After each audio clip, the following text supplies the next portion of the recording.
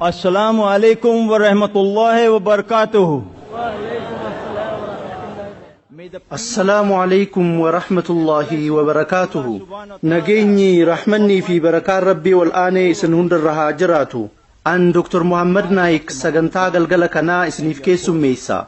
Islamic Research Foundation akkasumas namoota fedhii isaaniitiin sagantaa kana walitti qindeessan obboleewwan keenya kumaatamaan lakkaawaman kan asirratti argamanii fi dabalataanis ummata miiliyoonaan lakkaawamuuf kan sagantaan kun karaa televiziyooniitiin saatalaayitii paastan Arabsat Badr 4 Galaxy 81 kan USA Canada fi Ameerikaa kibbaa uwwisu akkasumas Eurobird 1 Awurooppaa cufa kan uwwisuu fi Channel Sky TV 823 UK keessatti akka mul'atuuf addunyaa cufa keessatti akka mul'atu taasisan hunda isaanii irraa bakka bu'ee baga gara sagantaa kanaa dhuftan isiniin jedha. Exhibitionii fi konferensiin Islaamummaa kan idil addunyaa guyyaa 10f nageenyi furmaata namummaatii mata duree jedhuun gaggeeffamaa ture. Sagantaan har'aa kun ammoo sagantaa dhaamsa kana nuuf ibsuudha. Dr. Zakir Naik isin duratti argamuudhaan sagantaa kana guutuu isaa isiniif dhiheessa. Alhamdulillah.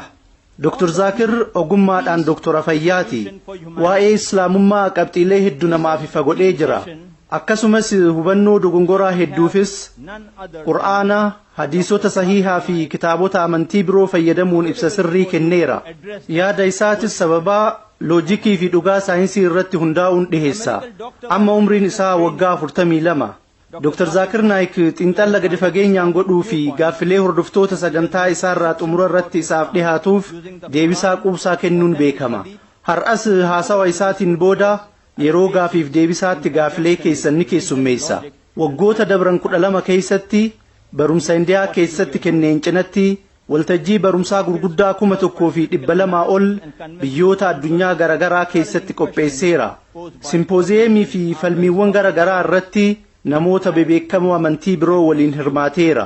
Sagantaawwan isaa kan milkii guddaan xumuraman keessaa falmiin inni USA keessatti Dr. William Campbell waliin mata duree Qur'aanaa fi macaafni wayita saayinsiin madaalaman jedhu kan magaalaa Chicago keessatti ebla tokko bara 2000 taasise Qur'aanni argannoowwan saayinsii haga ammaa bira gahamuu danda'ame cufa waliin wal simuu isaa mirkaneesseera. Falmiin inni nama beekamaa Indiyaa Sri Ravi Shankar waliin hubannoo gooftaa Islaamummaa fi Hinduu keessatti kitaabota amantii irratti hundaa'uun mata duree jedhuun ammajjii 21 bara 2006 magaalaa Bangalore keessatti godhame tawhiida Islaamummaa ilma namaatiif bayaansuu keessatti sagantaa milkaa'ee ture. Turtuu keessa Sheekh Ahmad Diidaat hayyuun beekamaan amantii wal bira qabuun qoratu Dr. Zakir Naik Diidaat Plus jedhee bara 1994 jajee ture. Caamsaa bara 2000ttis kennaa takka barreeffama akkana jettu waliin isaaf kennee ture. Kun badhaasa Dr. Zakir Abdul Karim Naikiif gama da'waa fi barumsa amantaa wal bira qabuun milkiin goonfateef kan kennameedha. Ilma kiyya wanti ati waggaa 4 keessatti dalagde ana ammoo waggaa 40 natti fudhate. Alhamdulillah. Afaan Ingiliffaatiin namni amantaalee wal bira qabuun jalqaba barumsa kenne Sheekh Ahmad Diidaat ture. Dr. Zakir Naik yeroo hedduu sagantaalee fi intarviiwwan garagaraa irratti buufataalee TV fi raadiyoo hedduu kan biyyoota garagaraa 200 keessatti tamsa'an irratti dhihaateera. Islaamummaa fi amantii wal bira qabu irratti kitaabota hedduu barreessee jira. San keessaa Qur'aanaa fi saayinsii wal simamu wal dhaba. Qur'aanni kalaama Rabbiiti. Dubartoonni Islaamummaa keessatti mirgi isaanii sarbameera moo eeggameera. Hubannoo Rabbii amantaalee gurguddoo keessatti akkasumas gaaffilee baramaa namoonni muslima hin ta'in dhiheessaniif deebisaa kan jedhan kitaabota isaa keessaa muraasa. Sagantaa goolabbii har'aa kan dhaamsa nageenyi furmaata namummaati jedhu bu'uureffatee egzibishinii fi konferensii Islaamummaa idil addunyaa guyyaa 10ffaa kanarratti haasawa isaa mata duree haalaan barbaachisaa ta'e kana Islaamummaan furmaata namummaati jettu nuuf dhiheessa. Is the Quran God's word? Women in Islam subjugated or protected? Concept of God in major religions and answers to non-Muslims' common questions about Islam. In this concluding theme session of the Peace the Solution for Humanity, the 10-day International Islamic Conference and Exhibition, to present his public talk on this vital topic of the day hayyuu fi barsiisaa beekamaa islaamummaa fi amantii wal bira qabuu addunyaa kan ta'e Dr. Zakir Naik haa simannu. On Islam and comparative religion, Dr. Zakir Naik.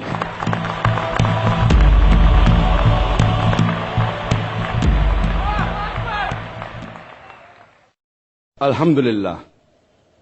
والصلاة والسلام على رسول الله وعلى آله وصحبه أجمعين أما بعد أعوذ بالله من الشيطان الرجيم بسم الله الرحمن الرحيم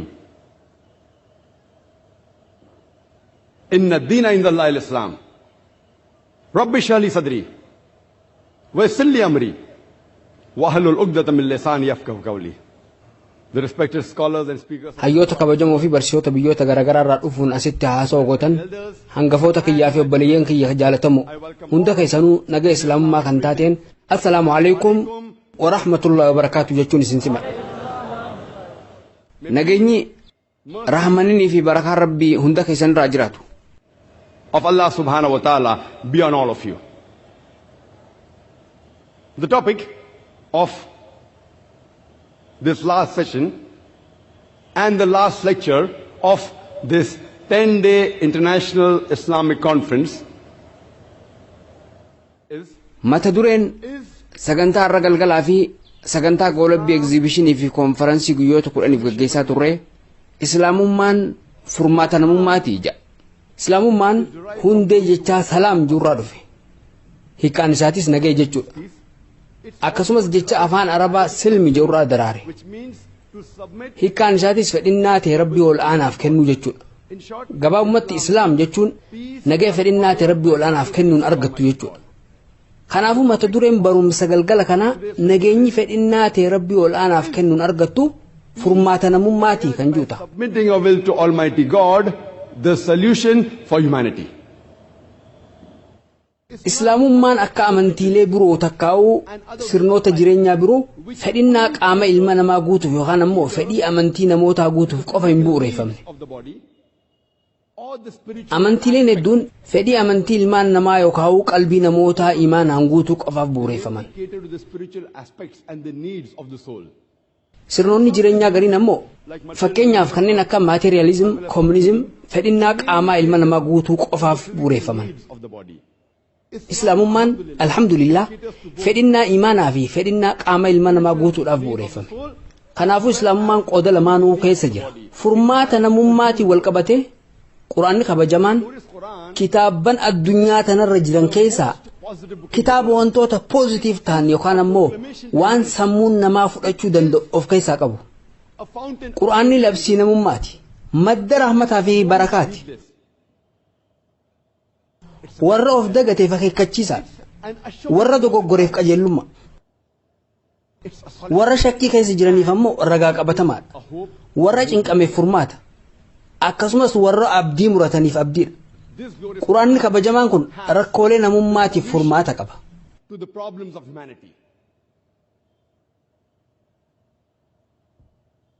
Namni tokko yoo furmaata takka isiniif kenne madda furmaata sanii beekuu barbaaddu. Wanti sun dhugaa ta'uu isaa beekuu barbaaddu. Fakkeenyaaf yoo isin dhukkubee namni tokko dawaa takka isin ajaje eenyummaa nama dawaa sana ajaje beekuu barbaaddu. Namni sun doktora beekumsi isaa maali kan jiru beekuu barbaaddu. Haaluma wal fakkaatuun namoonni hedduun barreessaan quraana kabajamaa kanaa eenyu akka ta'e beekuu barbaadu. Namoonni hedduun quraanni kabajamaan kun hagam takka akka kitaaba haqaa ta'e baruu fedhu. Haa ta'u malee an furmaata namummaa kennuu hin danda'u. An islaamummaa keessatti zeeroodha.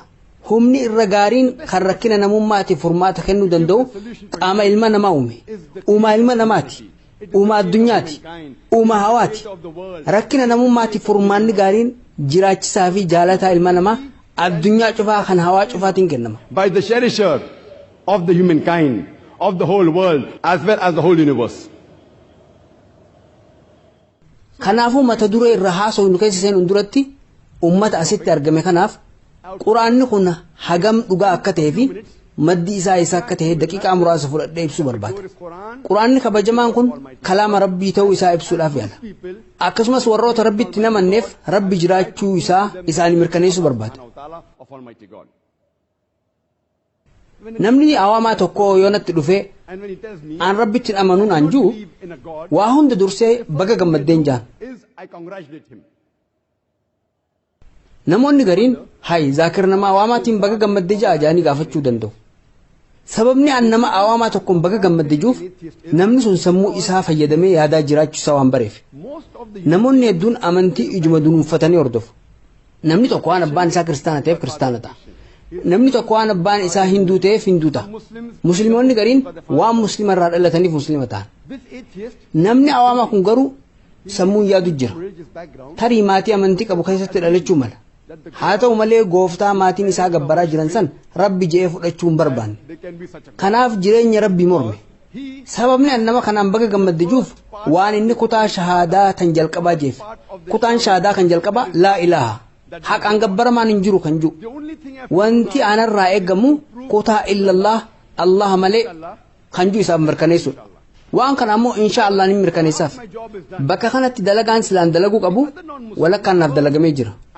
namoota amantaa biroo hordofanitti yoo da'awaa godhu waa hunda dura gooftaan isaan gabbaraa jiran gooftaa haqaa akka hin ta'in isaanii mirkaneessuu qaba namni kun gooftaan hin jiru je'ee waan amanee jiruuf dalagaan kiyya walakkaan naaf dalagamee jira wanti narraa eegamu rabbiin olaane rabbiin dhugaa akka jiru isaaf mirkaneessuudha sunis Allah ni mirkaneessas insha Allah warri awaamaa hedduun saayinsii waan hundaa oli waan xumuraati yaani amanan arraan tana yeroo irra jirru yeroo saayinsiif teknooloojiiti warri kun saayinsiin kan xumuraati isa ol wanti biraa hin jiru yaani amanan nama awaamaa tokko meeshaa namni tokkollee argee hin beekne kan namni tokkollee waa'ee isaa hin dhageenye tokko ni jira osoo jettaniini meeshaa kanaas isa dura qabdanii namni jalqabaa kan waa'ee maashina kanaa akkaataa maashinni kun itti dalagu sitti nu eenyu jettanii osoo gaafattanii namni awaamaa kun kalaqaa meeshaa kanaati jee isinii deebisa gariin namaa hojjetaa gariin namaa oomishaa gariin buureessaa gariin dalagaa jechuu danda'a waan fedhanis jaan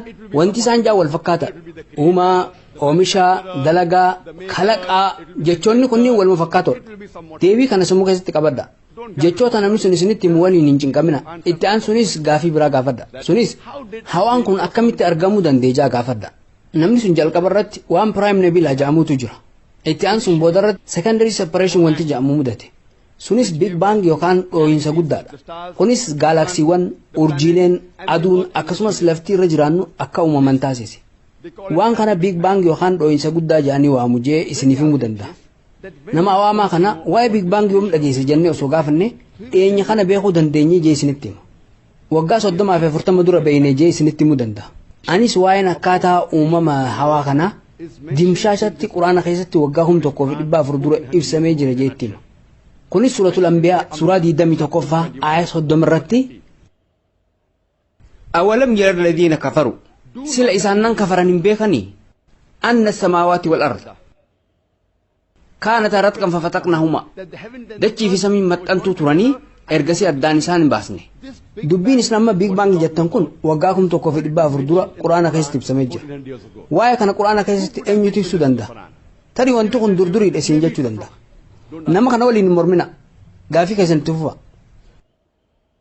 bocni dachii tanaa maal fakkaataa jaa gaafadha namni awaamaa kun dur ilmi namaa dachiin irra jiraannu tun diriirtuudha jee yaada bara 1577tti nama Sir Francis Drake jaamutu eega dachii irra naanna'een booda dachiin tun geengoodha jee isinitti hima wanti isin bara 1577 argame jettan kun waggaa 1,400 dura quraana keessatti ibsamee jira suuratul naazi'aat suuraa 79ffaa aayat 30 irratti wal arda ba'da dhaalika dahaaha san booda dachii boca hanqaaquu yookaan kurfoo taasisne jechi afaan arabaa kan dahaahaa jiru hiikkaan isaa inni tokko diriirsuu jechuudha kanaafuu dachiin diriirte jechuudha akkasumas jechi dahaahaa jiru hundee jecha duyyaa jiruurraa daraare hiikkaan isaatis hanqaaquu jechuudha akkuma beekamu dachiin irra jiraannu tun akka kubbaa geengoo miti gubbaa fi jalaan diriirtuu taate wiirtuu irratti ammoo iitooftuudha kanaafuu bocni isii geospherical jam jecha afaan arabaa kan dahaahaa jiru